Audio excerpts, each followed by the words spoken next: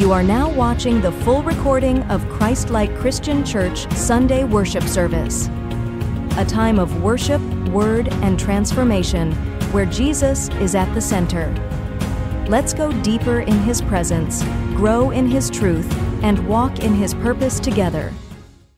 Glory and honor belongs to you, God. Kay sarap, Panginoon, sa presensya mo. Hindi lang sa araw na to, kundi sa bawat araw na kami, O Diyos, ay nabubuhay. Tunay nga, Panginoon, na walang iba kaming sasambahin kundi Ikaw lamang. There is no one like you, Lord. Kami lamang ay luluhod, sasamba. Tataas ang aming mga kamay para sa iyo lamang, O Diyos. Come on, church. Continue to worship the Lord God in this morning. Magsambit ka ng pasasalamat sa Panginoon. Pumawit ka ng buong puso. Yung awit na nanggagaling sa iyong puso sa umagang ito. Come on, lift up your voice. Oh, Jesus. Oh, we worship you, Lord. There is no one like you, Jesus. There is no one like you, Lord.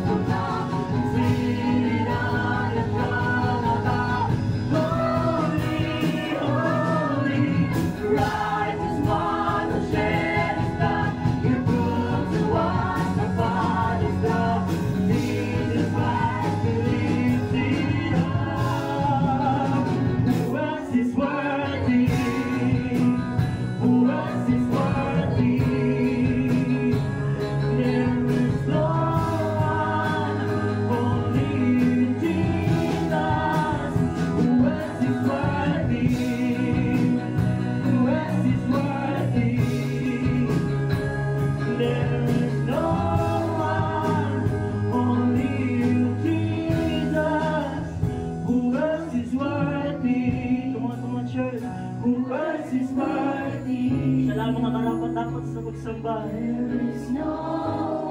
Come on, lift up your voice. Lift up your voice to the Lord. Who else is worthy? Oh, who else is worthy? Lift up your voice. There is no one, only Jesus.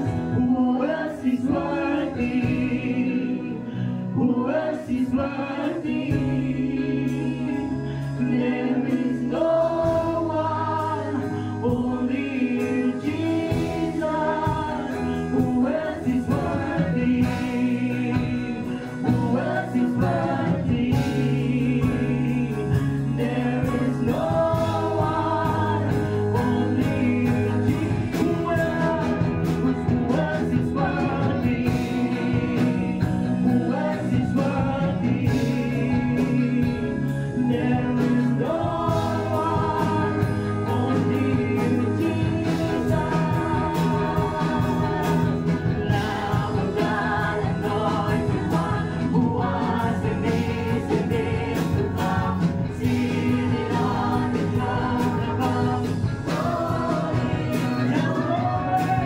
righteous one, who shed his blood, he proved to wash the waters down. Jesus Christ, be lifted up. Holy, holy, Lamb of God, anointed one, who was and is to come, seated on the throne above. Holy, holy, righteous one, who shed his blood, you proved to wash the waters down. Jesus Christ, be lifted up. We sing worthy is the Lamb who was slain and sitting on the throne. There's no one like the Lord. The elders angels bow, giving praise to Him alone.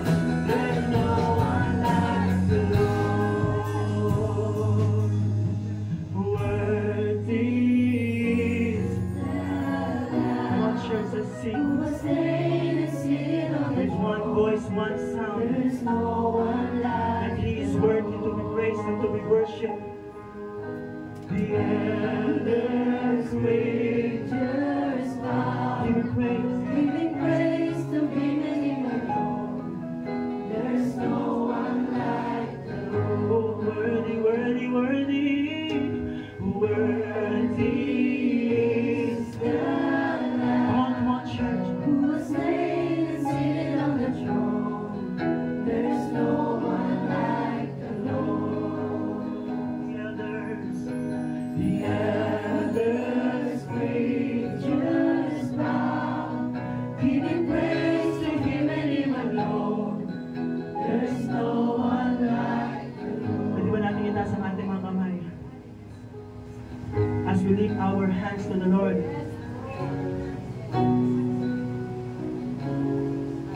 This is your moment. This is the moment. As we sing in one heart, one accord, one voice, one sound, na walang ibang Diyos na ating sasabahin kundi ang Panginoon lamang. In every chaos, in every circumstances in our life, there is no one. Walang ibang Diyos na ating sasabahin kundi ang Panginoong Jesus lamang. Hindi na ito pa ang panahon para maging duwag sa pagsamba sa Panginoon. This is the time to worship Him boldly as we proclaim in one heart, one sound, and one accord that He is our God, the only God, the omnipotent God, the Alpha and Omega, the beginning and the end. He is worthy to be worshipped. That's why this morning, this is not a suggestion na masumamba ka sa Panginoon, but this is a command to the Lord that He is worthy. You are created. Ginawa ka para sumamba sa Panginoon. Ginawa ka para sumamba sa Panginoon. Come on, let us sing. Worthy, worthy, worthy, Lord. Worthy is the Lamb. Hallelujah. Who was slain and seated on the throne.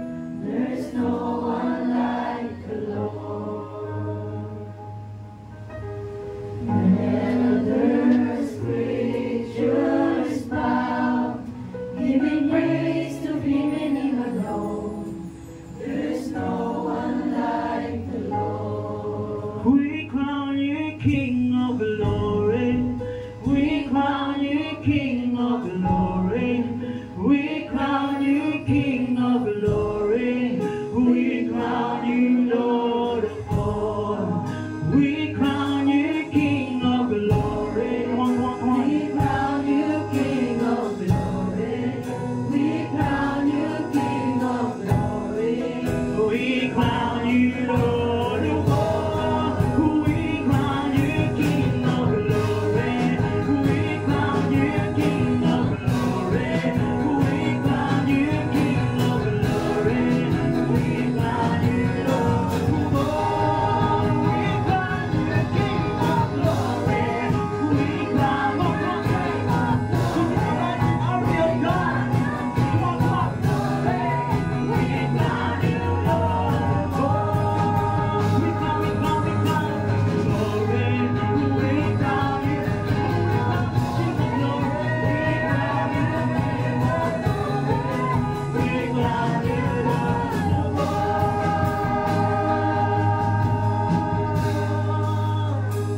Thank you, Jesus!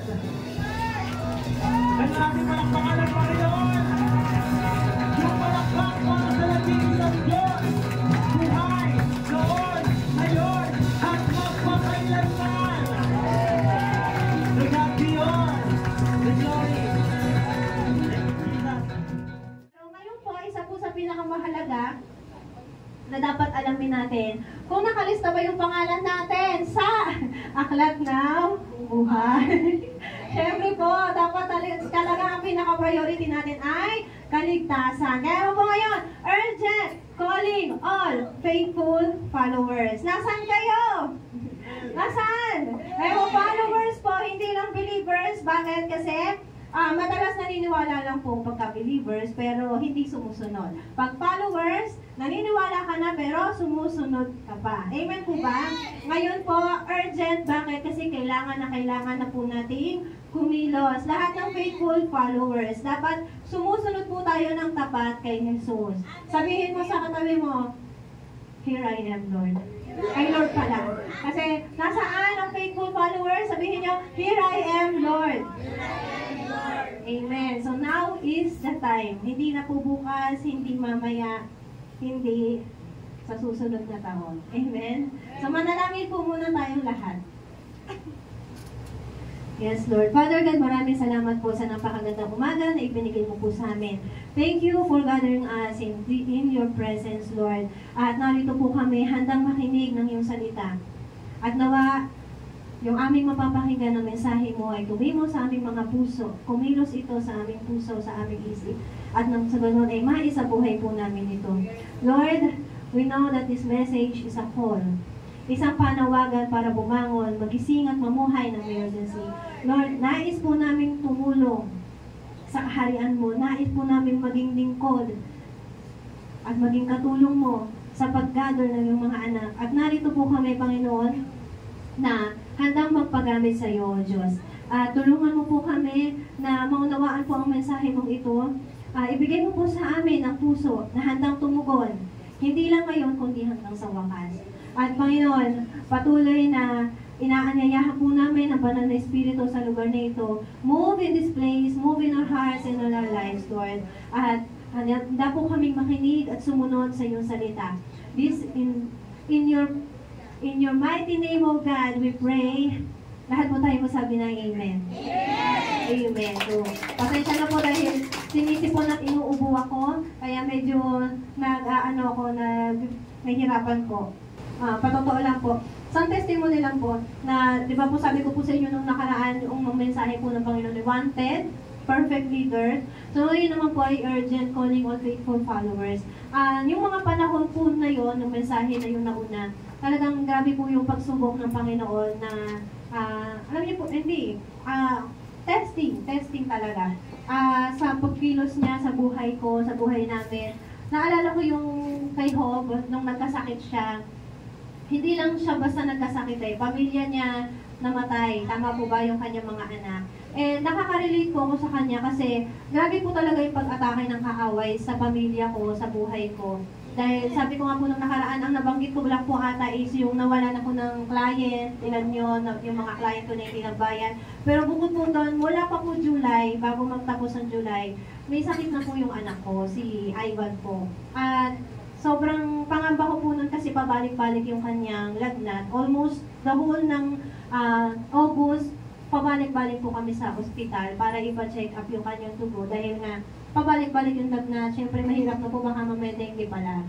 Ang nangyari po kasi sa kanya, parang Lunes magkakasakit, mataas yung lagnat, Martes, bababa, Miyerkules, babalik, Huwebes, bababa, yung ganun po. And then, mawawala ng Friday, Saturday, Sunday, babalik ulit ng susunod na linggo. Yung, imagine niyo po yung linggo-linggo, araw-araw mangangamba ako, hindi ako makatulong ng maayos dahil maya't maya, tataas bigla yung lagnat. So, nung ipina-check up ko po, mataas yung platelets niya. So, hindi siya dengue. Kasi po pag may dengue, bumababa yung platelets. So, sabi ko, ay, buti naman po mataas yung platelets. Ibig sabihin, hindi dengue. Pero may mali pa rin po. Kasi pag mataas na po yung platelets, ibig sabihin, merong nilalaban ng infeksyon sa katawan. Kaya gumaganon. Kaya nagkakasakit yung bata.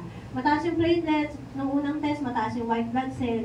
Pero normal yung red blood cell. Tapos, nung pangalawang test, ay normal na si white blood cell, normal na si red blood cell, pero si platelets mataas pa rin po. So meron pa rin po infection. Kaya pinag-take na ng antibiotics. So after po ng antibiotics, gumaling. Then after 2 weeks, nagkasakit na naman po. Imagine niyo po yung parang, parang roller coaster, tapos parang walang pahinga po na ganon, pangamba, takot, pangamba. Kasi talagang nagta-39, nagpo-40 po yung 39. Yung kanyang taas ng temperature. Pero alam niyo po yung pinagpapasalamat ko sa Panginoon. Kasi nga sa buhay ni Job, ipinakita, hindi nangyayari kay Job dahil parusa. Hindi nangyayari yun kay Job dahil may ginawa siyang kasalanan or what. Hindi ko naman po sinasabing ako ay katulad ni Job na walang kasalanan. Pero ang Panginoon po kasi nakatingin talaga sa puso. Nangyayari yun, hindi dahil may mali kang ginawa, pinaparusahan ka, kundi dahil tinatest ang faith mo, nananampalataya ka ba sa Panginoon, susunod ka pa rin ba sa Kanya? Kasi sabi ko nga po sa inyo nung nakaraan, noong July, nagdesisyon ako na magpahinga ng August, di ba po? Pero ano pong nangyari, pagdating ng bago matapos yung July, nawalan ako ng client, yung client ko na sinisingil ko ay hindi nagparamdam, yung mga ganun po. Pero alam niyo po yung patotoo, after all those, ang Panginoon ay tapat. Kasi bago pa po matapos yung August, ay, yun nga po, nakabayad ng kalahati. More than half na po yung nabayaran ng client ko na may utang sa akin for the whole year. At yung isa ko nga pong client na hindi nagpaparamdam ay nagbayad ng 1 buwan. Tapos, yung 2 client na nawala, pinalitan ni Lord, may isang pinalit si Lord na bago. Isa pa lang, so alam kong may idadagdag pa si Lord na bago. Although, yung mga yun po kasi yung mga client ko po, puro part-time. Pag sinabi pong part-time, ay 20 hours a month, 10 hours a month. So, yung mga ganun po, maliliit lang po. Kaya, ang kaya ko lang pong pasahurin is yung mga estudyante natin, mga part-time po. Na, ayun po, 3 hours a day, 4 hours a day, at minsan 3 times a week, 2 times a week lang po pumapasok. Ayun po, malaking tulong na po yun sa akin at sa kanila din po. Kasi, ano po rin po yun, trabaho pa rin po kahit pa paano. At yun na lang po talaga yung kaya ko, hindi na po kaya ng full-time kasi puro part-time lang po talaga yung meron ako. At pinagpe-pray ko sa Panginoon na maging stable talaga po yun. Dahil gusto ko po, marami pang mas matulungan. Kasi yung trabaho po namin sa totoo lang po, basta marunong ka sa computer, pwede. Basta nakakaunawa ka sa English, pwede. Ganun lang po yun. Basta creative ka, pwede. Yun po yun eh. At yun lang po talaga ang kailangan kong ipag-pray kung ano po yung kalooban ni Lord sa amin. Kasi baka mamaya ay, akala ko po nung time na yun kasi suko na ako eh. faithful followers, pero sumusuko, di ba? So, una ako, parang sabi ko, Lord, sige, kunin mo na itong trabaho na to. Kung hindi to kalooban mo para sa akin. Kung kalooban mo mag-ibang bansa ako, sige, sorry, ganun din, no? Pero hindi eh. Ang sabi ng Panginoon, may calling ka. Yung calling mo ay, ito pa yung pinapagawa ko sa'yo. Yung ganun po, mayroon pa siyang specific na pinapagawa na kailangan mo mapagtagumpayan muna bago ka mag-level up. Ganyan po. So, mahirap pa. Mahirap yung mga, yung mga transition. Maraming kailangang mangyari para sa bigger transition na mangyayari sa buhay natin. So, kailangan mo muna daw dumaan talaga sa madilim, sa mabigat, sa mahirap. Parang yung seed na itinanim nga po, madilim, piling mo, solo ka lang doon, mag-isa ka lang doon. Pero pag nag-grow, malaking puno naman. Di ba po? So, maraming makikinabang sa iyong paglago. Yun po. So, yun yung ipinagpe-pray natin. Kailangan lamang po talaga maging faithful follower po tayo. Amen po. Yun nga po. So, balik po tayo sa mensahe ng Panginoon sa magiging faithful follower. Kaya po, ito yung mensahe ng Panginoon. Dahil hindi na po tayo, dapat hayahay sa pamumuhay natin. Yes, maging masaya tayo sa paglilingkod sa Panginoon, hindi sa pamumuhay na pinamumuhayan natin na wala ang Panginoon. Amen po ba? So sabi po dito, ayun nga, nabalitaan niyo po yung kay Charlie Kirk, diba? Isa siyang Kristiyano na walang takot na inihayag yung katotohanan sa salita ng Diyos. Tama po ba? Although yung belief po niya is medyo kaiba sa ating belief kasi po, sabi nga, Seventh-day Adventist po siya. Pero wala naman pong problema, may ilan lang pong standard at belief na hindi magkatugma sa ating pananampalataya dito po sa ating pinaniniwalaan. Ang main obstacle lang naman po sa belief nila is yung 7th day Adventist. So, 7th day, dapat Sabbath day, yun yung araw ng pamamahinga. Ano po? Which is, sa atin naman po is 7th day and the first day. Oo nga, kaya pag kinakanta ng mga bata, Sunday, Monday, Tuesday, Wednesday, basta Sunday pa rin ang katapusan. Opo. Kaya nalilito na yung anak ko, yung 8 ba, mami? The 7. Kasi bago mabalik sa Sunday eh.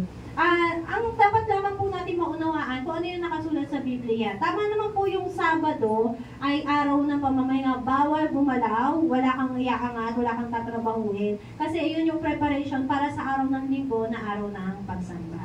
Naunawaan po ba natin? So yun naman po. Pero yun nga po, namatay siya sa time na siya ay nagdedebate. Tama po ba?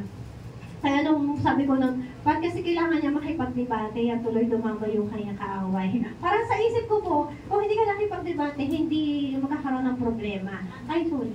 Pero yun yung nakakaisipan ko kasi parang hindi tama na nakikipagdebate tayo para sa salita ng Diyos. But, eto po yung dapat nating maalala. Niremind ako ng asawa ko, sabi niya, kahit si Pablo, ginawa niya yun. Kahit si Jesus, ginawa niya yun. Amen po ba? Si Jesus nangangaral sa gitna ng harap ng maraming tao, may magtatanong sa kanya, at sasagot siya. So, that is his way and that is, Charlie Kirk's way din. To spread the word. Tama po ba?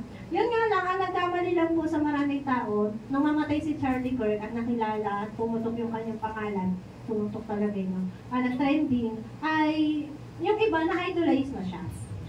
So, dapat po hindi, wag po nating i-idolize. Yes, kahanga-hanga po yung tapang at faith ni Charlie Kirk, but it doesn't mean na dapat na natin siyang i-idolize.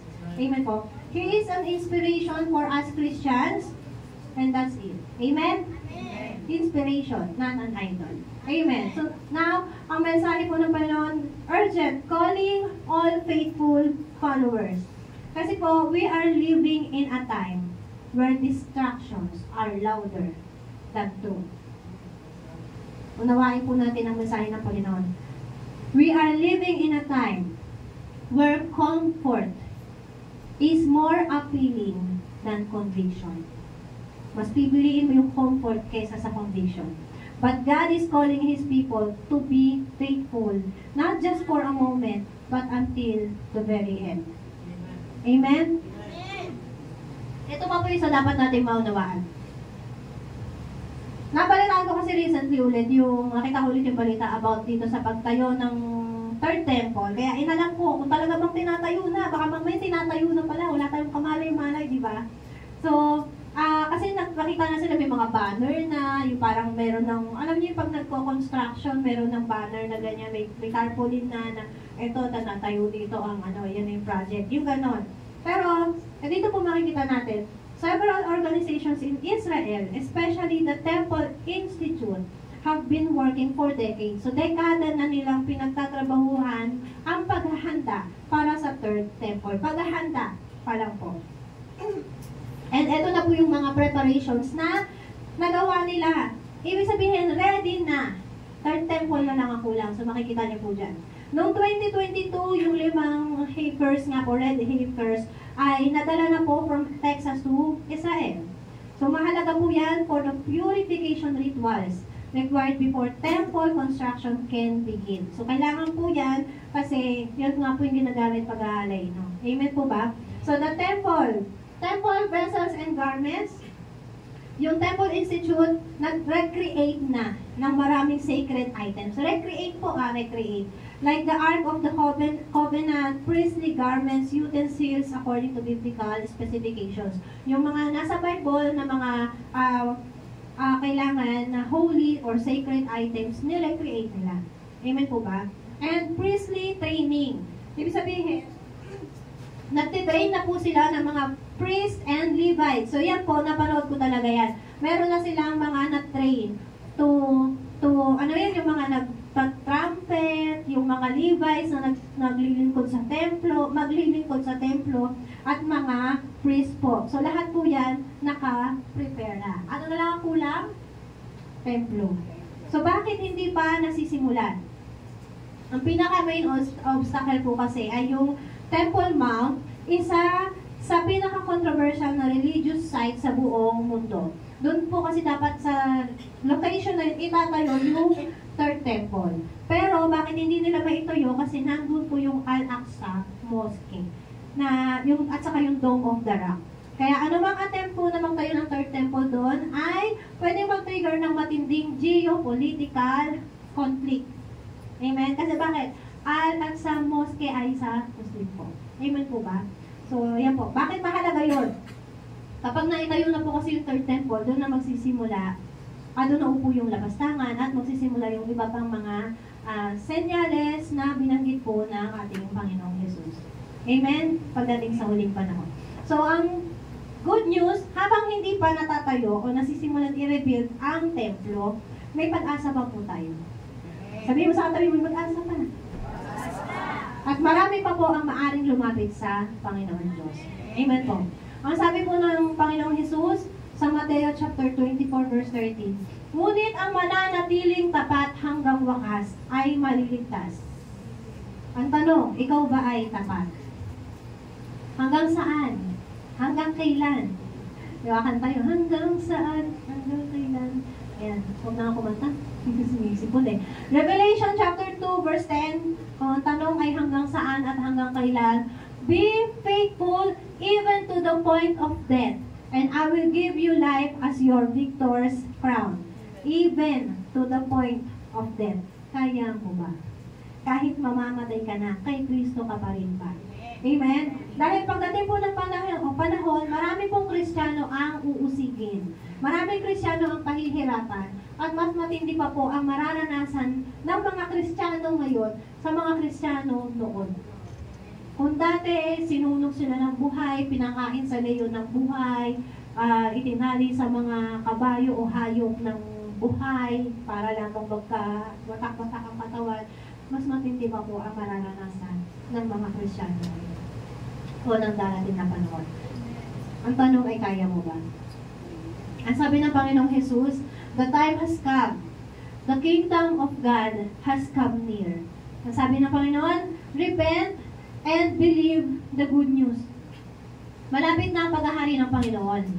Ang sabi ni Jesus, magsisi na at maniwala sa mabuting balita, sa salita ng Diyos.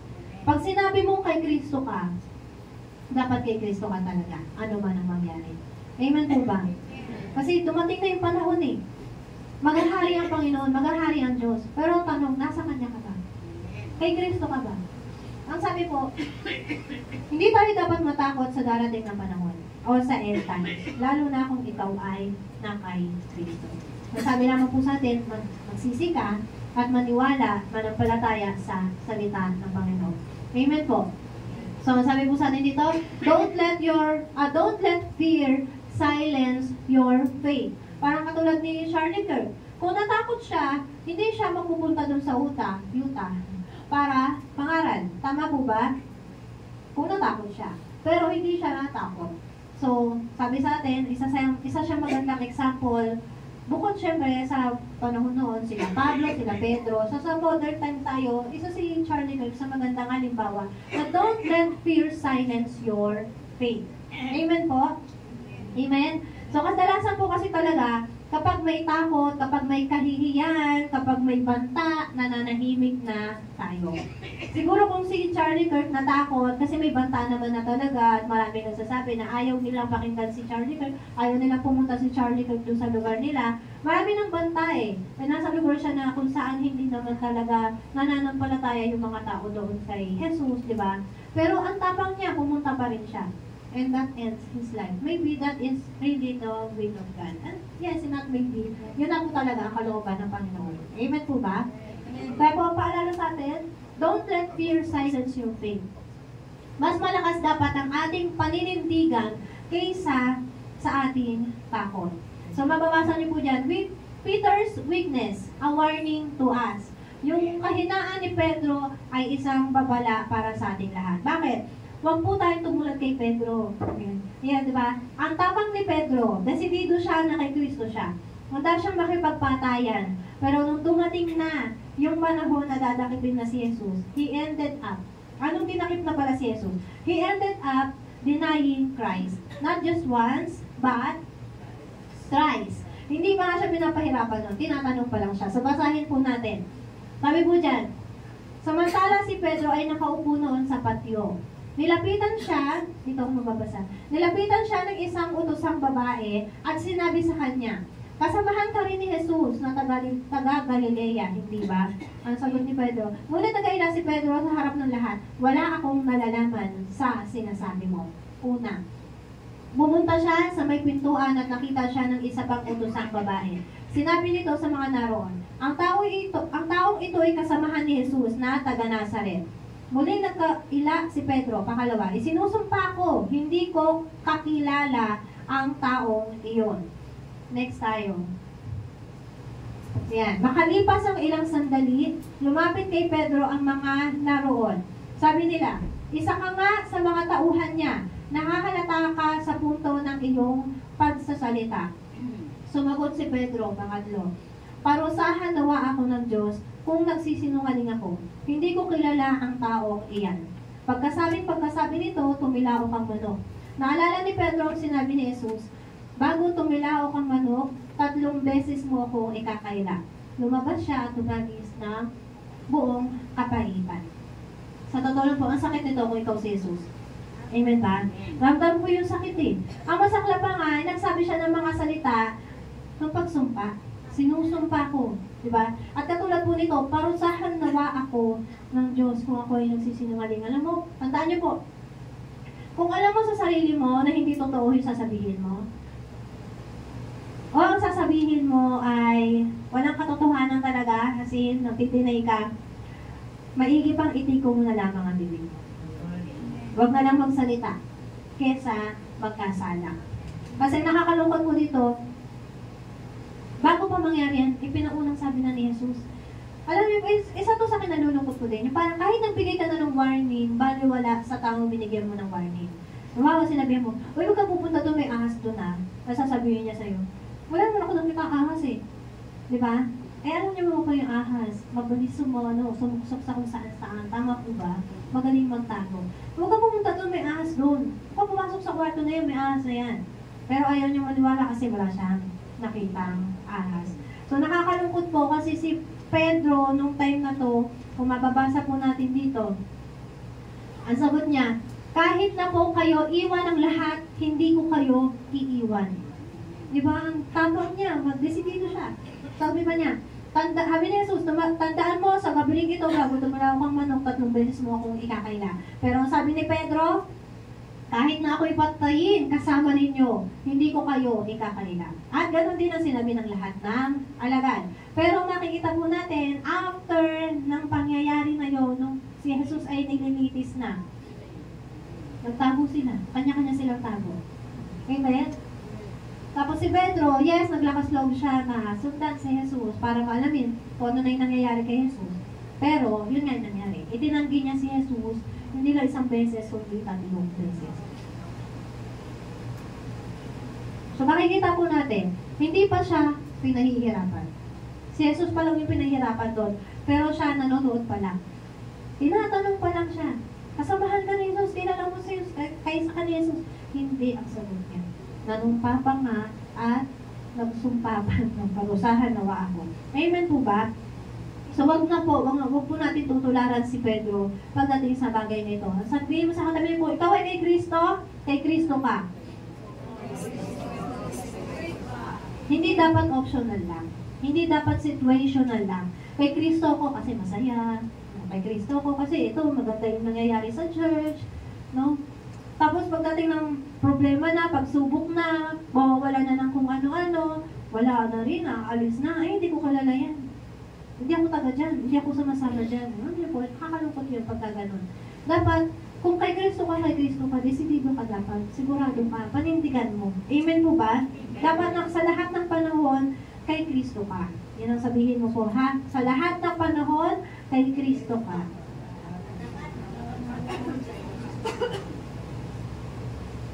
Meron pa po pagkakamali si Pedro na dapat nating matutunan din po. Malaman at matuto tayo sa kanyang pagkakamali.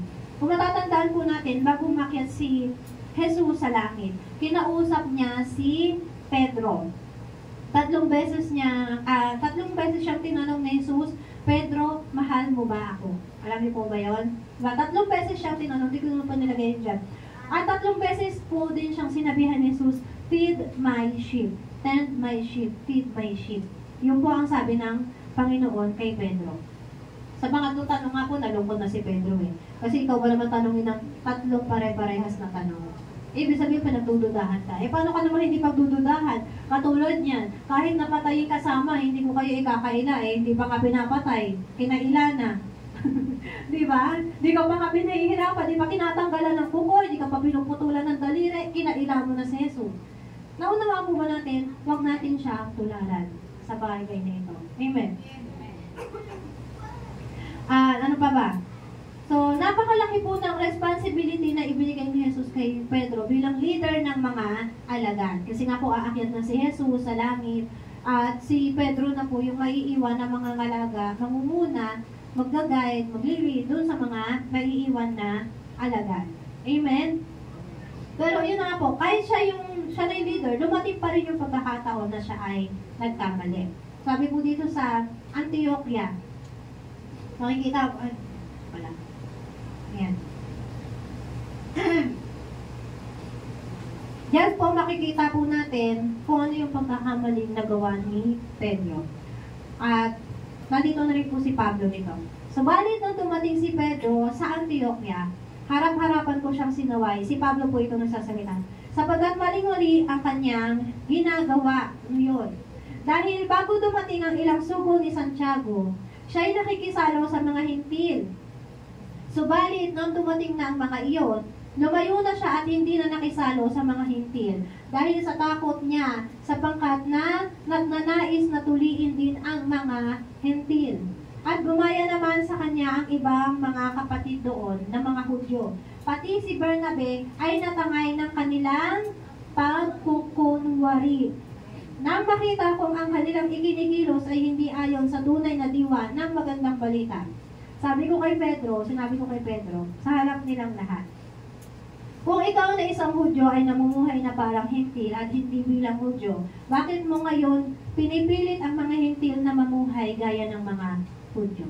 So dito makikita po natin na si Apostol Pablo mismo ang hayaga na nagsita kay Pedro sa Antioquia. Kasi nga po mali ang kanyang ginawa. So makikita po natin, si Pedro, siya ang pinaka-leader ng lahat ng alagad. Si Pablo dumating nung wala na po si Jesus, nasa langit na. At si Pablo before, nung nandiyan pa si Kristo, siya ay taga-usig ng mga Kristiyano. Actually, lumitaw siya, nasa na talaga si Jesus Christ. Lumitaw no? Buhay na siya nung nandiyan si Jesus Christ. Kaya lang nandun po siya sa seminaryo, nag-aaral po siya. Alam po, close kami ni Pablo. Inaral ko sa tawag doon? History of the Bible. Si Pablo nung time na nag-aaral siya kasi magiging dapat tagapagturo siya ng kasulatan. Kaya nung time na si Jesus ay nagme-ministry, wala po si Pablo. Nandun siya alam po ninyo yung tradition po ng mga Katoliko, yung magpapare ay nasa loob ng seminaryo, di ba po? At ilang taon yun? 10 years sa atin. Tama po ba? So, ganun din naman po sa kanila. Talagang secluded exclusive doon sa lugar na yun. Doon lang siya, wala siyang kakausapin ng mga kamag-anak sa labas, gano'n po. Pero nabalitaan niya yung nangyari, time na wala na si Jesus. At yun nga, umusbong kasi yung Christianity. So, ano ginawa ni Pablo? Nung tapos na yung kanyang pag-aaral, siya ilalabas na, malapit na siyang may assign para binigyan siya ng karapatan na usiging patayin ang mga Kristiyano. Kasi sa paniniwala ni Pablo, mali yun. Kasi nga, ang inaral niya ay may darating na Mesiyas. At hindi si Jesus yun sa kanilang pananaw. At kahit po hanggang ngayon sa Israel, sa isip pa rin po nila hindi pa dumadating ang Mesiyas. Amen? So, hinihintay pa rin po nila. Yung pagtatayo ng third temple, ang hinihintay po nila ay yung pagdating ng Mesiyas, hindi yung pagbabalik ng Mesiyas. Amen po ba? So, ito yung nga po yung nangyari. Again, si Pedro yung pinaka-leader ng mga alagad, pero sinong nagtubig sa kanya? Si Pablo, na kailan lamang naging alagad. Dito makikita po natin, hindi mahalaga ang posisyon. Kung ikaw ay mali ka. Naunawaan po ba natin? Kasi si Pedro nagkasala at hindi dapat dinotolerate ang pagkakamali. Amen po ba? At mali yung ginawa ni Pedro, nakunwari siya at nakahikayat pa nga siya na iba pa niyang mga kasamahan na Kristiyano na rin. Parang kung sa isip po natin, leader na kayo, pero ba't pa kayo nagpanggap? Ba't pa kayo nagkunwari? Tatandaan po natin, ayaw ng Diyos ang mga hipokrito. Amen po ba? So wag po natin hayaan na ma-influensyahan tayo ng isang leader dahil nagpapanggap siya, magpapanggap ka na rin.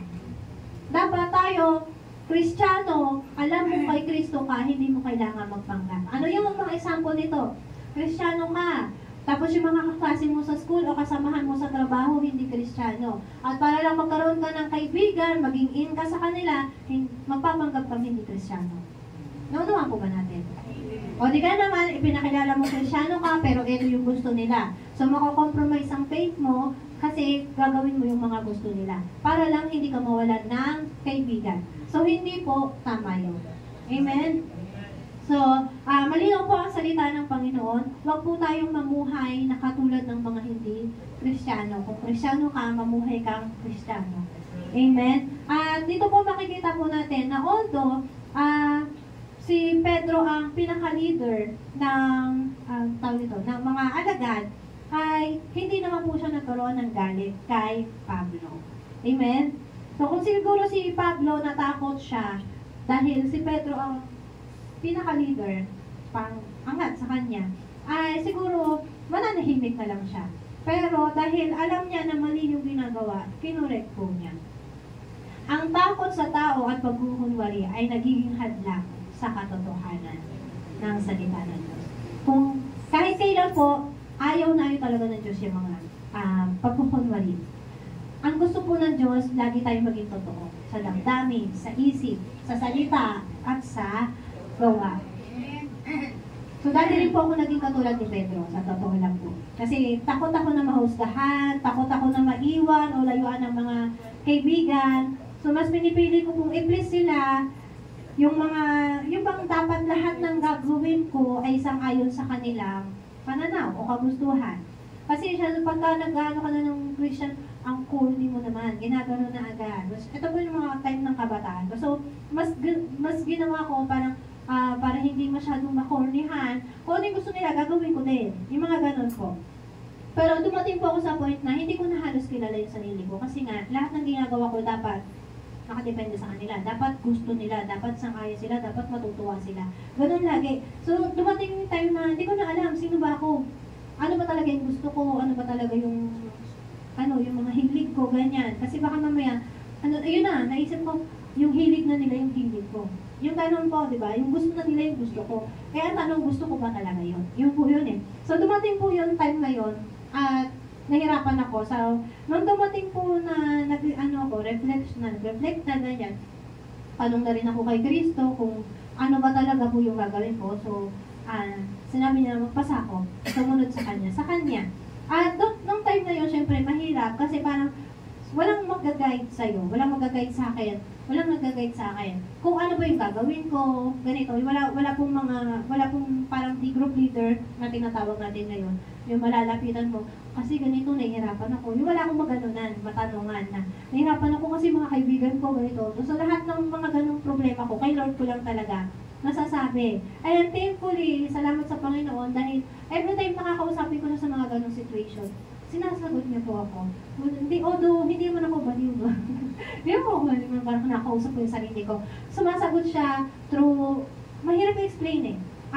Basta nararamdaman ko yung presence niya, maririnig ko yung tinig niya, mababasa ko sa salita ng Diyos, at minsan pa nga, maririnig ko sa kanta, sa paligid, tapos mababasa kang signage sa paligid. Yung mga ganun parang, Lord, ang bilis mo naman sumagot, sandali naman. Wait lang, hinga muna ako. Parang ganun eh, may times na ganun. Pero nung time nga po na nagpasakop na talaga ako sa Panginoon, sumunod na po talaga ako sa Kanya. Doon ko po nakita yung sarili ko sa harap ng Diyos. Na isa pala akong bata na nangangailangan ng pagkalinga ng isang ama, which is si Father God. Amen po ba? At yun nga po, madalas po kasi talaga ipaparanas sa atin ng Panginoon lahat yun. Kasi para sa Diyos na lang po tayo dumipende. Hanapin natin ang Diyos at dumipende tayo sa Kanya. Yung bang pakiramdam na kahit iwan ka ng lahat ng mga malapit sa'yo o kahit ng mga pinagkakatiwalaan mo, kay Lord ka pa rin lalapit at tatakbo. Yung hindi ka magagambala, hindi ka mababother, hindi ka malulungkot. Yes, broken-hearted kasi iniwan ka lalo na ng mga taong pinagkakatiwalaan mo. Pero, kung alam mo na kay Kristo ka, safe ka. Kung alam mo na kay Kristo ka, okay ka. Alam niyo po yun, yung ganung pakiramdam. Yun po yung mas kailangan po natin. Yun yung dapat na mas hanapin natin. Amen po ba? And bakit maganda yung response pa rin ni Pedro, although ikinorek siya ni Pablo. Nagkamali siya, itinuwid siya ni Pablo, at nagpatuwid siya. So tayo po, kahit po ako ng mga time na yun, maraming beses ako nagkakamali, maraming beses na itinuwid ako ng Panginoon sa iba't ibang paraan. Sabihin natin mga kaibigan mo, iwan ka, parang mga ganun situation po kasi may tinuturo talaga yung Panginoon sa atin. Pinagkakatiwalaan mo, siraan ka, yung mga ganun po. Yung tinulungan mo na, masama ka pa, yung mga ganun po mga situation, lahat po yun may itinuturo ang Panginoon sa atin. At kung magpapaturo po tayo, matututo tayo. Amen po ba? Yun nga po, tandaan po natin, kahit gaano kataas ang posisyon o ang tingin mo sa sarili mo, kahit gaano katagal ka ng Kristiyano, hindi ibig sabihin po niya na immune ka na sa pagkakamali. Magkakamali ka, pero dapat handa kang magpatuwid. So, katulad mo ni Pedro, nagkamali siya, leader siya, tinuwid siya, nagpatuwid siya. Wala akong mababasa sa Biblia. Nung time na siya inirebuke ni Jesus, lumayo ka Satanas. Wala, di ba? Wala kayong mababasa sa Biblia na siya ay nagalit sa Panginoon Jesus. Wala kayong mababasa sa Biblia na siya ay tumigil, nanlamig, sumama yung loob, nagalit sa leader, nagalit kay Jesus, nagalit kay Pablo, wala po. Bakit? Kasi tama ang kanyang puso. So, wag po natin nahayaan na yung mga rebuking na yan ang maging dahilan para tayo ay tumigil sa paglilingkod sa Panginoon. Amen po ba? And, yes, wag din po natin nahayaan na itong takot o yung fear o yung pressure ng mga tao sa paligid natin, sila yung magdikta ng ating pananampalataya. Wag po ninyong hahayaan yan. Amen po ba? Lahat po tayo ay tinatawag ni Kristo na maging tapat sa Kanya.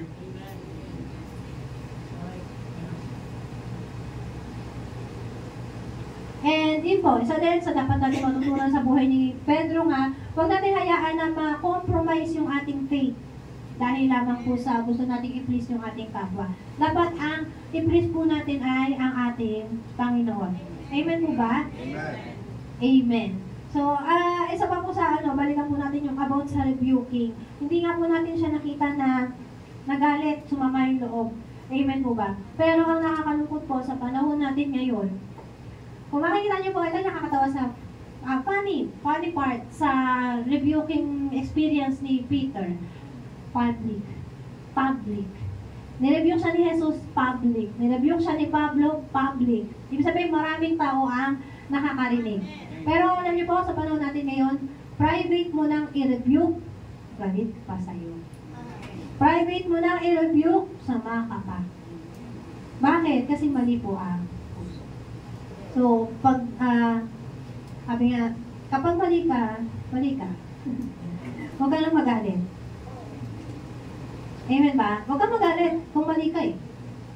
Parang magsisinungaling ka na, gagahin mo pa si Pedro, magsusumpa ka pa. Huwag ganun. Para bang feeling mo tama ka, feeling mo nagsasabi ka ng totoo, pero ang totoo, nagsisinungaling ka. Huwag ganun. Nakakatakot po. At galit na galit ang Diyos. Isa yan sa pinakakinahumihan ng Diyos, yung kasinungalingan. Amen po ba? And this time, yung panahon po natin ngayon, dapat ang pinaghahandaan po talaga natin ay ang kanyang pagbabalik. Bakit? Jesus is coming soon. Sabi, stay faithful. May faithful ba namang nagsisinungaling? May faithful ba namang nagloloko? May faithful ba namang nagtatraidor? Diba? Wala. Faithful nga eh. Naunawaan po ba? Huwag ka na magpatumpik-tumpik pa. Hindi ka tayo na. Huwag ka na. Ay, huwag na nga. Kanta na naman. May sipon na nga eh. Well, so, huwag na po tayo magpatumpik-tumpik pa. Sabi, dapat na tayong kumilos. Kaya nga po sabi sa atin, urgent calling all faithful followers. Faithful followers ka ba? Then stay faithful. Amen po? Dahil ang Panginoon ay malapit na dumating. Hindi po tayo nagbiguruan dito. Ito pong salita ng Diyos ay laging seryoso. Lagi po itong totoo. Yung sinabi niya na siya ay babalik siya. At kaya po natatagalan kasi marami pang hindi tumatanggap sa salita ng Diyos. Kaya po natatagalan kasi marami pang kailangang maligtas at isa ka na doon. Amen? Kung gusto mo maligtas, siguraduhin mo muna na save ka na. Na kay Kristo ka dapat. Amen po? So kung titignan po natin yung nangyayari sa mundo ngayon, makikita natin yung mga palatandaan talaga ng kanyang pagbabalik. Nangyayari na. Sabi mo, nangyayari na. Sabi mo sa Mateo chapter 24. Pwede mo ba pantahin natin na sabay-sabay? 1, 2, 3, go! Habang si Jesus ay nakaupo sa bundok ng mga olivo, panay siyang ginawa ng mga nakalakan. Kailan po ang mangyayari ang kasamahan? Ano po ang magiging palatandaan ng inyong pinagpapalito at nakakasasan? Ano? Tinan mo. Ano ang magiging palatandaan? Ito po ang sagot ni Jesus. Mag-ingat kayo upang hindi kayo mailigaw ni numan. Maraming paparito sa pangalan ko at mapapanggap na sila ang Kristo. At marami silang maililigaw. Maraming maliligaw. Nako, wag naman sanang maging isa kayo doon. Ano po? Ang sabi po dyan, makakarinig kayo ng mga labanan at makakabalita ng mga digmaan. Tama ba? Naririnig nyo na po? Ngunit huwag kayong mababahala dahil talagang mangyayari ang mga iyon. Bagamat hindi pa iyon ang katapusan ng mundo. Ito pa, nangyayari na rin to. Maglalaban-laban ang mga bansa at gayon din ang mga kaharian. Magkakaroon ng taggutom at lilindol sa maraming lugar. Yes, nangyayari. Maraming nagugutom? Yes. Ang lahat ng mga ito'y pasimula pa lamang ng mga paghihirap. Tulad ng isang babaeng nanganganak. Gano'ng kahirap manganak? Ay, sobrang hirap po. Tama na. Di ba? Sabi ko niyan, pagkatapos ay kapupuutan kayong lahat dahil sa inyong pagsunod sa akin. Handa ka ba na ikaw ay kapuutan dahil sumusunod ka kay Kristo? Handa ka ba na ikaw ay isasaktan upang pahirapan at patayin dahil sumusunod ka kay Kristo? Handa? Ay, talagang siguraduhin niyo po yan ha. Dahil dito, sabi kasi dito ni Jesus marami ang tatalikod sa kanilang pananampalataya. Oh no. Sabihin mo, hindi ako yun. Hindi ikaw yun ha. Mapupuot sila at magtatak sila sa isa't isa. Marami ang magpapanggap na propeta at ililigaw ang mga tao. Lalaganap ang kasamaan, kaya't manlalamig ang pag-ibig ng marami.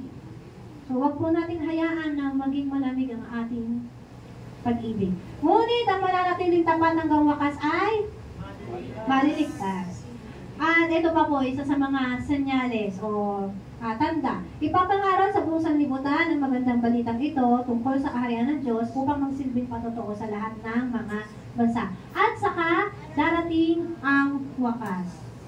Ito pa, kapag nakita na ninyong nagaganap na sa dakong banal ang kasuklam-suklam na kalapastangan ng tinutukoy ni Propeta Daniel. Sabi po dyan, unawaan ito ng nagbabasa.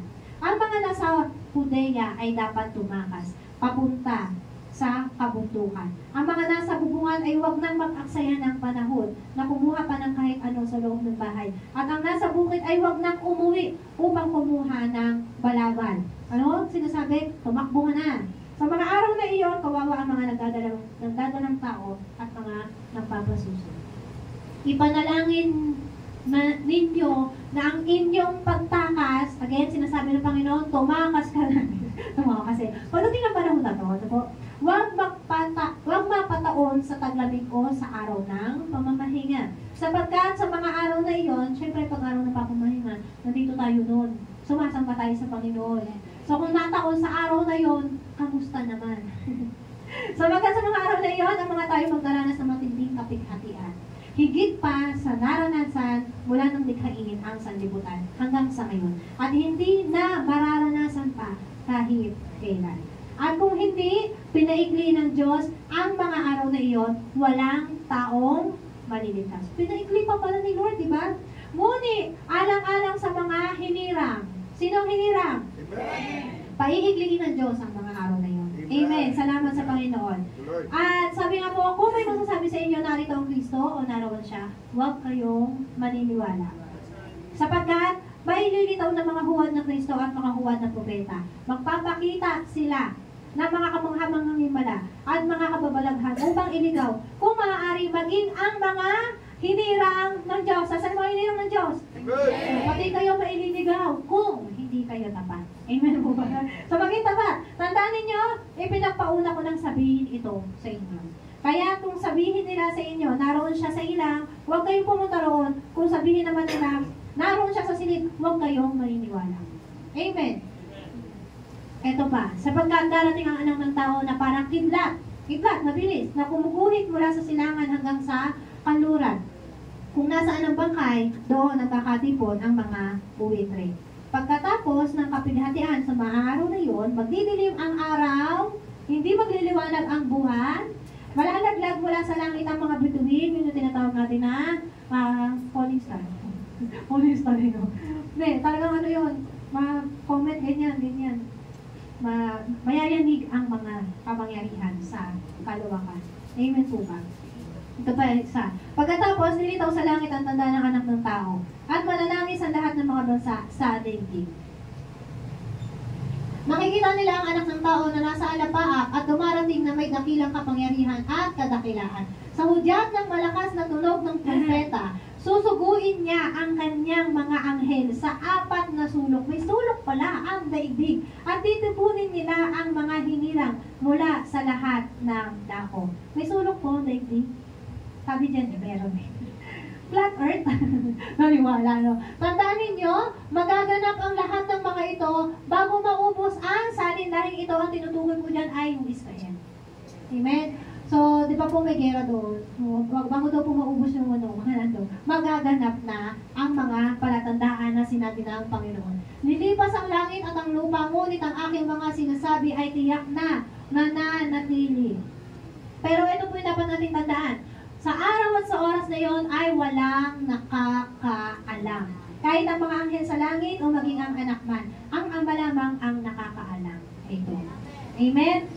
Kaya sabi po sa atin, maging handa kayo dahil hindi ninyo alam kung kailan darating ang inyong Panginoon. Unawain ninyo ito. Ano sabi diyan? Kung alam ng may-ari ng bahay kung anong oras at gabi darating ang magnanakaw, sila'y maghahanda at hindi niya pababayaang pasukin ang kanyang bahay. Tama? Kaya't lagi kayong maging handa. sapagkat darating ang anak ng tao sa oras na hindi ninyo inaasahan. Again, Jesus is coming soon. Stay faithful. Hindi na to yung panahon na para magpatumpik-tumpik ka pa. Maging hayahay ka pa. Mamuhay ka pa ng kung ano yung gusto mo. At sasabihin mo, susunod ako kay Lord next year. Mag-New Year's resolution ako. New Year's resolution. Huwag nyo na pong hintayin ang New Year.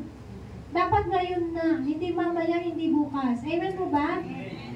And yes, walang nakakaalam. Paano natin malalaman na si Jesus na yung dumating? Kilala mo kung ikaw ay may relasyon sa Panginoon. Amen? Makikilala mo. Sabi nga ni Jesus makikilala siya ng kanyang mga tupa. Sa kanyang tinig. Tawag pa lang, di ba yung mga tupa? Sumipol pa lang yung kanyang amo, ay sumusunod na. Kahit iba yung magsipol, hindi sila susunod doon kasi nga hindi yun yung kanilang amo. Naunawaan po, hindi yun yung kanilang pastor. So tayo po, bilang mga anak ng Diyos, tawagin ka ng Panginoon, ay makikilala mo siya. Amen.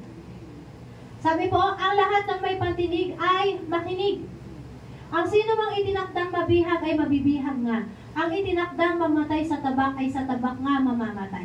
Ito ay isang panawagan na magpakatatag at manatiling tapat ang mga hinirang ng Diyos. Sino ang hinirang ulit? Amen. Amen. Lahat po tayo ay hinirang ng Diyos. At ito po, mga ilang paalala na lamang po talaga itong nandito sa pahayag bilang tanda or paalala na inyong makikita kung paano at kailan darating ang Panginoon o kung ano yung mga palatandaan na nangyayari na talaga ang huling panahon. Sabi po dyan, meron po kasi isang halimaw, nalinlaw niya ang lahat ng tao sa lupa. So basahin po niyo yung Pahayag chapter 13. Dito po tayo sa verse 16.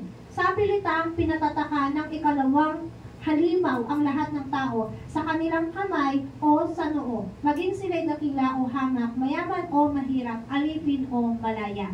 Dito po makikita natin na mayroong sampilitang pagtatatak na mangyayari. At yung tatak na yon, ito po yung kanyang tawag doon. Epekto. Walang maaaring magtinda o magbili o bumili. Malibang sila'y may tatak ng pangalan ng halimaw o ng bilang na katumbas ng pangalan na iyon. At yun nga po, ang may karunungan ay maaaring maunawaan yun at yun nga daw po ay 666. So marami nagsasabi na, ayan na yung tatak. Meron nga sa Sweden, meron na silang implant na ginagawa, yung maliit na chip na binabaon dito sa kaliwang ano sabi doon kanina, kaliwang kamay din. Kanilang kamay, wala palang kaliwa, kanilang kamay. Ay, kanan pala, nabasa ko. Ay, ano ba yan? Kanilang kanang kamay, may mata ko. Kanilang kanang kamay, o di kaya sa noo. Nakita po ba natin? Kanang kamay o sa noo, nilalagyan na po sila ng implant. At sabi nila, yun na yun. Nandun na po kasi lahat ng information nila. At talagang, parang alam niyo po yun, kung ano yung sinabi sa Biblia na mangyayari, ginagawa na nila. Wala pa nga, hindi pa nga naitatayo yung third temple. Sabi yung, doon kasi na magmadali, no? Hindi pa natatayo yung third temple. Pag po kasi natayo na yung third temple, doon uupo yung lapastangan. At pag umupo na yung lapastangan, yun na yun yung mga sinabi ni Jesus kanina. Yun yung sinabi niya na, pag nakita nyo na nangyari ito sa dakong banal. Yung dakong banal, yun po yung sa templo ng Panginoon. At ito po, sabi ng Panginoong Jesus sa atin, isang babala, you will be hated by everyone because of me. But the one who stands firm to the end will be saved. Kapopootan kayo ng lahat dahil sa pagsunod kay Kristo. Ngunit ang manatiling matatag hanggang sa wakas ang siya maliligtas. So what? Kung magalit sila sa iyo. So what? Kung layuan ka nila. So what? Kung siraan ka nila. Kung usigin ka nila at pagtawanan ka nila. Ang mahalaga, dapat ikaw ay nakay Kristo. Alam mo sa sarili mo na si Kristo ay nasa iyo at ikaw ay nakay Kristo. Amen? Dapat alam mo sa sarili mo na ang Diyos ang nalulugod sa iyo. Para naman pagdating ng panahon na yon, ito po ang marinig natin na sasabihin ng Panginoong Yesus, well done, good and faithful servant. You have been faithful with a few things, I will put you in charge of many things. Come and share your master's happiness. Sinabi ng Panginoong Yesus, pagdating sa kaharian niya, maghahanda siya ng isang malaking piging. Lahat po ng mga nagtagumpay ay makakasalo sa kanyang haba. Amen po ba? So kung gusto po natin na maranasan ito, Ang sabi po sa atin, be bold and faithful until the end. Faithful. Bold kasi maraming Kristiyano talaga yung parang, okay na ako, Kristiyano ako, tahimik na lang ako dito. Ayaw, nahihiya, takot. Be bold, huwag kang matakot, dapat matapang ka. Amen po, dapat sabihin mo, dapat matapang ka. Tularan po natin si Pablo. Simula na ma-encounter niya si Jesus sa daan patungo doon sa Damascus. Hindi na siya nag-waver, hindi na siya nagdalawang isip, hindi na siya naglamig. Dire-diretsyong sumunod siya sa Panginoon. Walang katulad ni Pedro na nagpanggap pa. Hindi siya natakot doon sa mga dating kasamahan niya na pumapatay sa Kristiyano. Yes, pinabaraan siyang patayin pero hindi siya natakot. Iniligtas siya ng Panginoon, sinabihan siya, huwag kang dumaan dyan, dito ka dumaan, para hindi nga po siya ma-corner ng mga papatay sa kanya. Amen po ba? So tularan po natin si Pablo. Ganun po yung ni Lord eh. Iingatan ka niya, po protectionan ka na. Hindi ka niya hahayaan na mapahamak. Sasabihin niya sa'yo, anak, dito ka dumaan. Ay, hindi, Kristiyano ko. Huwag ganon. Kung saan sinabi mo yun, anak, dito ka dumaan kasi may nagbabanta sa'yo dyan. Di ba? Ganun yun. Although nag-alala ko si Papa dati, sabi niya, nagalakad siya, madilim, merong nag-aabang sa kanya na merong, ano yun pa, itak? Itak, taba, ganyan. Nakaabang sa madilim. Pero nakaraan na si Papa lahat-lahat, yung nandun pa rin. Inabot ng ano, kinabukasan ba yun? Hindi yun. Inabot ng gabi. Tapos namula yun na lang yun, nandun pa rin siya. Ganun tayo po protectionan ng Panginoon. Amen po ba? Kristiyano ka, maging matapang ka, huwag kang matakot. Nasabi po ni Pablo, sa punto sa favorite kong verse na, salita na sinabi niya, for me, to live is Christ, and to die is gain. Ibig sabihin po, habang nabubuhay tayo sa mundo ito, ang purpose natin ay si Kristo. Nabubuhay tayo para kay Kristo. At kung mamamatay tayo, ay pakinabang natin. Kasi makakasama na po natin siya sa kanyang kaharian. Amen po ba? So, maging katulad po tayo ni Pablo, nabubuhay para kay Kristo. At kung mamatay, ay masaya ka. Yes, mamatay na ako. Mabuta na ako ng langit. Amen ba? Kasi dapat po, mas excited tayo na makasama siya sa kanya, kaharian. Although yes, marami pa po tayong gustong mangyari sa buhay natin dito sa mundo. Tama, marami pa tayong pangarap na gusto nating makamit. At marami pa tayong time na gusto nating ma-spend sa ating mga anak at pamilya. But, mas dapat excited tayo na makasama si Kristo. Amen po. So, sa oras po na ito, tayo ay manalangin po. Idulog po natin sa Panginoon yung ating mga puso, yung ating buhay. At kung katulad ka po ni Pablo, na handang maging faithful follower until the end at even to the death, ay sabihin mo sa Panginoon, ipagkatiwala mo sa Kanya yung iyong buhay. Na sa ganun, buong puso at tapat mo rin na maawit. Masabi ang awit na ito, for me to live is Christ, and to die is gain. Sige kapatid, malaya kang manalangin sa oras nito. Sinapin mo sa Kanya ang buhay, na kailangan mo humingi ng tawad. Isuko sa Kanya ang buhay, ang iyong puso. Sabihin mo yan sa Panginoon ng tapat. Hindi nagdadalawang isip. Hindi natatakot. Hindi natitiwala sa katapatan ng Panginoon.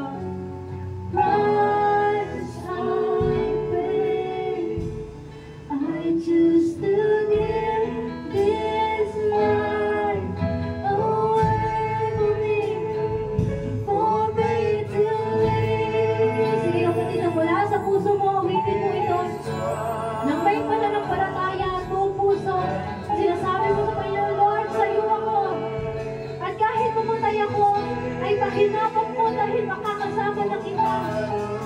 Kahit anong mangyari, Lord, sa'yo pa rin ako. I choose to give this life away. Sige po, tumayo tayo lahat. For me to live. Hindi mo ito na mula sa iyong puso. Oh, Jesus. And to die is gain. No matter what price I pay, I choose to give this life away. For me to live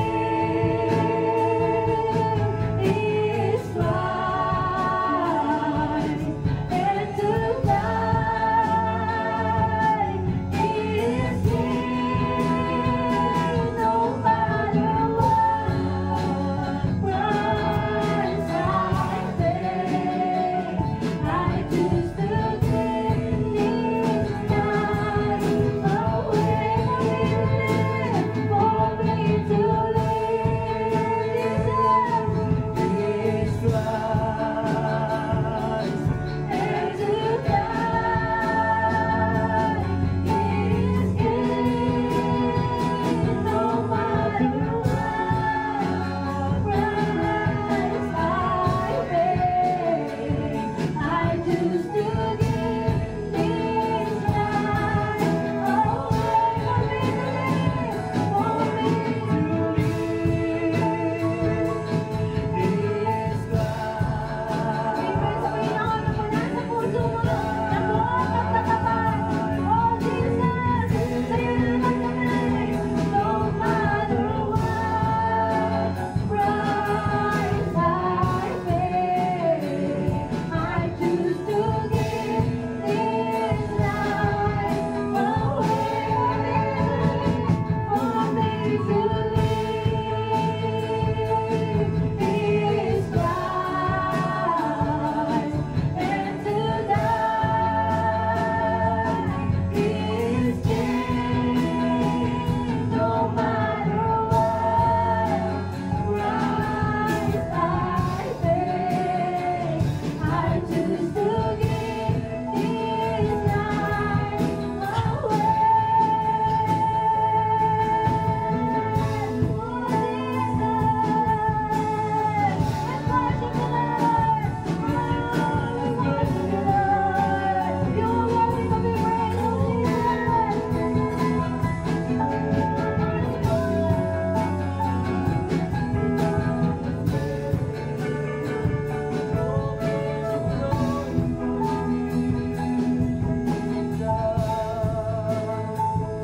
Salamat, Panginoon, sa kabutihan mo, sa pag-ibig mo, sa katapatan mo.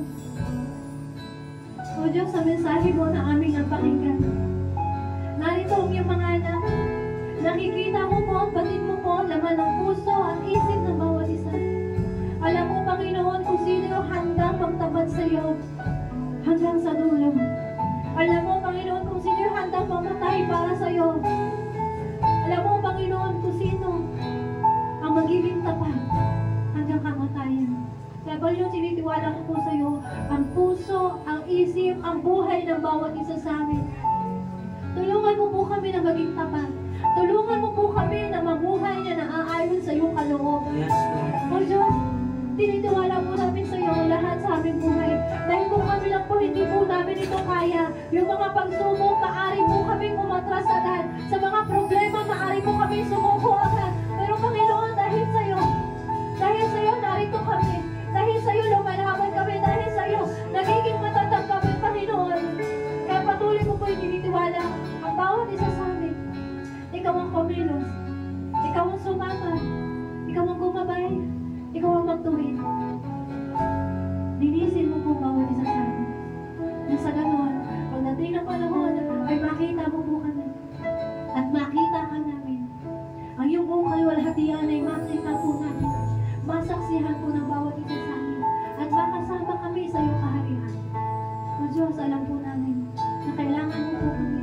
At kailangan ka rin po namin.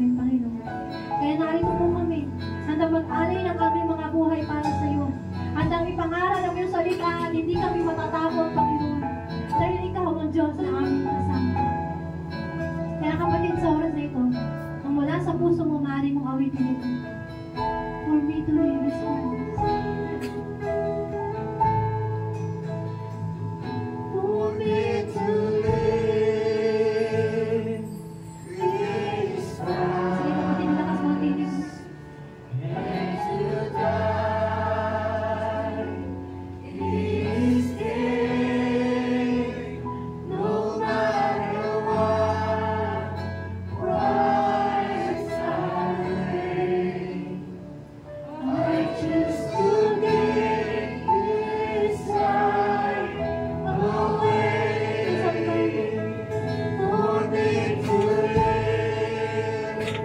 Tingin mo yung mga naramdamang alay ng kanilang buhay para sa iyo.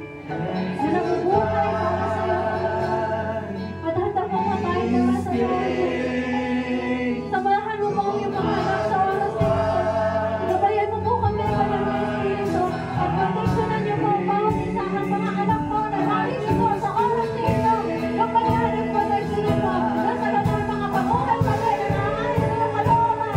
For me to live alive, will live for you, Jesus Christ. And to die is gain. No matter what price I pay, I choose to give this life away. For me to live is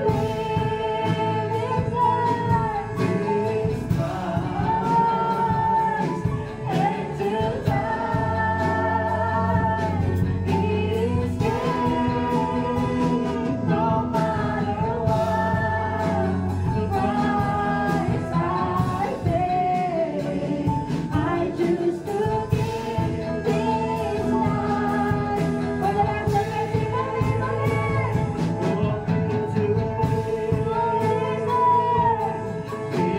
Ikaw lamang, Panginoon, at wala nang iba.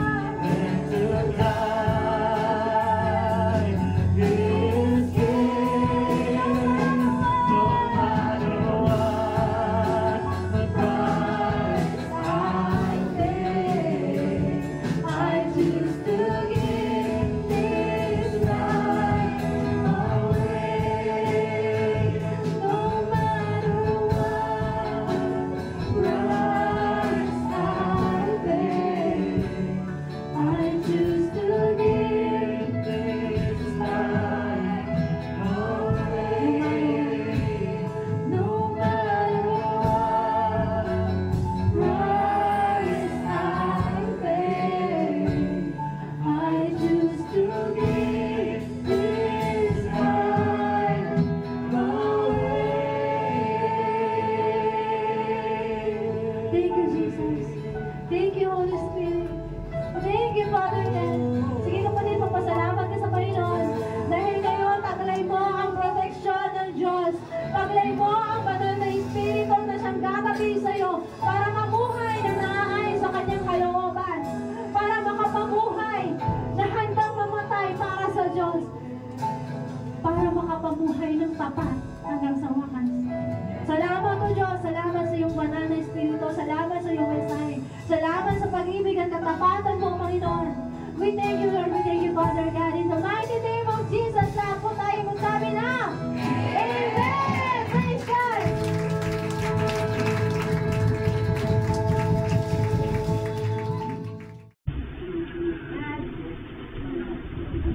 Magandang makita kayo lahat.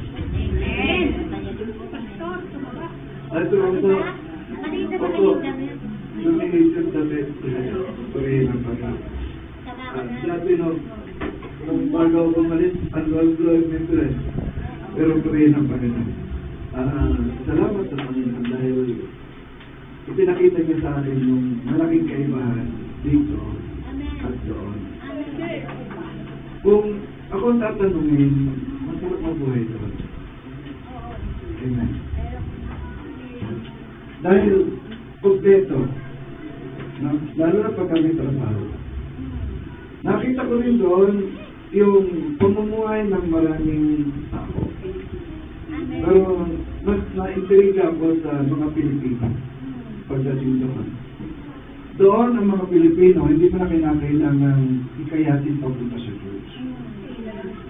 Bakit? Kasi kailangan nila ng connection. Kailangan nila ng kakampi, ikahan. Pero higit sa lahat, ay nakita ko na ang Pinoy pala, pagdating sa ibang bansa, ang hahanapin talaga ang Diyos. Amen. Diyos pa rin talaga yung magiging mas mahalaga sa Kanya sapagkat kung wala ang Diyos, walang kasiyahan ang sinuman. Kasi kapag ikaw ay nandoon sa bansa yon at wala kang connection, ang lungkot ng buhay mo. Kasi dumating kami doon sa panahon ng taglamig. Na kahit nasa loob ka ng kwarto, nakasapin-sapin yung damit namin, naka-bathrobe pa na yung makapal na bathrobe, naka-medyas, walang hubaran yan. Nakakaya, 1 week, walang hubaran yun. Kasi hindi naman pati pagdigo, wala. Kasi talagang hindi ka naman papawisan. Nakakaya, no? Basta hindi naliligo. Papalit naman araw-araw. Pero sabi, Meta, gusto kong makita niyo yung Diyos ng Panginoon. Kahit saan padalhin ng Diyos. Amen. No? At Diyos pa rin ang hahanapin mo talaga. Amen. Hindi pinag-uusapan dito yung ganda ng buhay o yung pera. Ang pinag-uusapan dito yung connection mo sa Diyos. Amen. Kasi maraming tao doon sa bansang yun, sa New Zealand, nagpapakamatay dahil sa depression. Bakit? Kasi nga, ang lalayo ng bahay, bibilang ka ng 5 to 10 minutes bago ka makarating doon sa mga kapitbahay. At yung mga kapitbahay na medyo malapit sa iyo, wala pang pakialam sa iyo. Kaya doon, ang hahanapin mo talaga, kapwa Pinoy mo. Amen po ba? Kaya kung nangangarap kayong pumunta doon, okay lang, wala nang problema. Be sure lang na connected ka sa Diyos at sa kapwa Pilipino mo. Amen. Nag-ano talaga ako, nagtataka ako, bakit doon? Hindi mo kailangan may kayatan ng Pilipino. Bakit dito binabatak mo na, ino-operan mo na ng pagpapalain ka ng Panginoon pagka pumunta ka sa church? Ayaw pang pumunta. Amen. Napakahirap ang ikaya dito sa Pilipinas. Sabi ko doon sa pastor ng uso ko, hayahay kayo dito, oo. Kasi ang tao na ang pumupunta. Hindi na kayo naghihirap na pumunta ng bahay-bahay para mag-ikaya. Samantalang sa Pilipinas, labas natin isang pastor, saka papangaral, wala pa rin nangyayari. Pero magkaganon pa man, hindi ko ipagpapalit na makasama ko kayo at yung matagdagan pa tayo. Ewan po ba, malaki pa po yung pangarap na ibigay ng Panginoon sa atin. Na mag-i-extend tayo next year. And then, nangangarap pa po ako na sabi ko, Lord, bigyan mo kami ng mas malaki pang lugar. Kasi kapag ganito lang, kami lang magkikita-kita dito. Mas malaki, Lord, para buong barangay o buong bayan ng Binyang makasama namin sa pagpupulang o kaya sa pagtitipon. Amen po ba? May pangarap po ba kayo ganun? Amen po rin ang Panginoon. Hindi ko lang pakakapaan pa kasi alam niyo po, kulang ang oras, 10 minutes eh. Kasi kulang ang 2 hours sa kwento ko. Kulang ang 2 hours. Kasi hindi kami pinabayaan ng Panginoon doon. Alam niyo po ba, pagka wala kayong trabaho doon, wala. Kasi pupunta ka lang ng department store o di kaya ng mga supermarket. Now, kahit may pera ka, hindi ka i-entertain kasi puntawagin ko nga yung bansa na yung cashless country. Puro card na lang. Kanina binanggit ng ating pastora si Jacqueline na meron ng mga implant na chip sa ano. Doon, ang uso pa lang doon, card.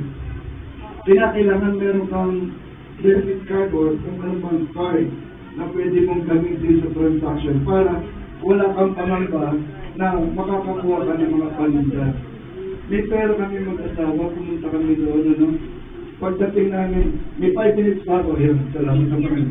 Pagdating namin ang Sydney, ay, haba ko, order ako sa Magdo, yun, tapos, dinukot ko yung pera namin, I go, what's that?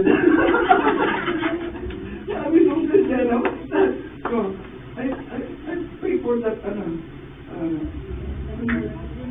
not allowed, alam na Pilipino, tapos medyo bulol pa sa English, sabi nung sasera, not allowed, sabi ko, hindi ako pinansin.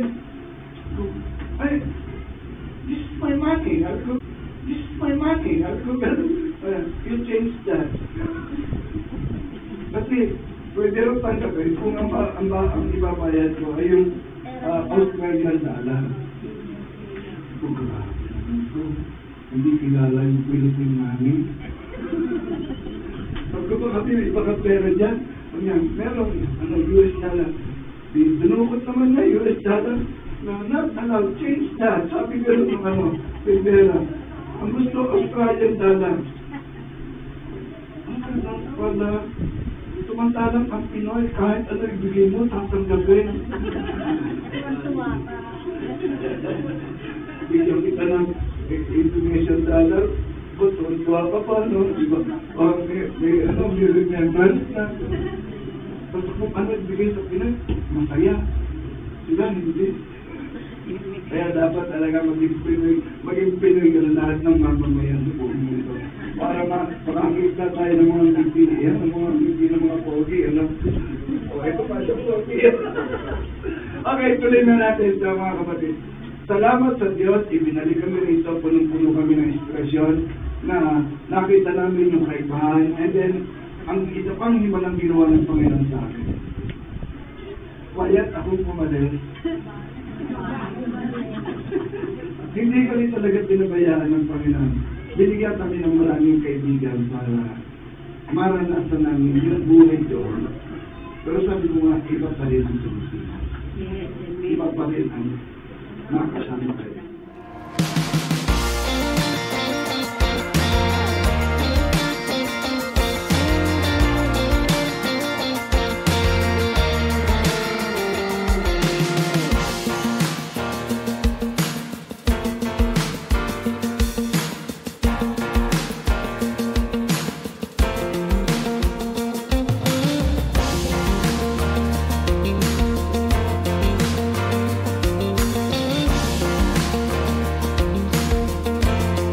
Let's take a few moments to stay connected with what God is doing in and through our church family. Please tune in to these important announcements, opportunities to grow, serve, and fellowship together. Join us for morning devotion every Monday to Saturday from 5 a.m. to 7 a.m. live on our CLCC Facebook group. Come early, come expectant, and begin your day with the Word, worship, and a fresh encounter with the Lord. Let's grow together in faith, one morning at a time. We also invite you to a special time of seeking God together.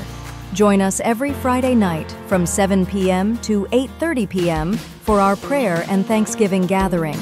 It's a sacred space to pour out our hearts, lift up our needs, and give thanks for all He has done. Come expectant. Breakthrough happens when we pray.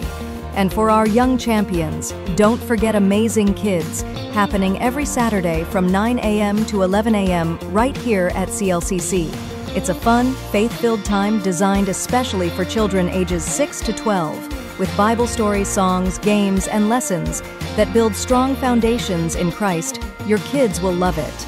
We'd love to see you again next Sunday. Join us for our Sunday services here at CLCC. We have 2 worship services every week. First service starts at 8 a.m. and second service at 10 a.m. Come early, come expectant, and bring someone with you. There's always a seat for you in God's house.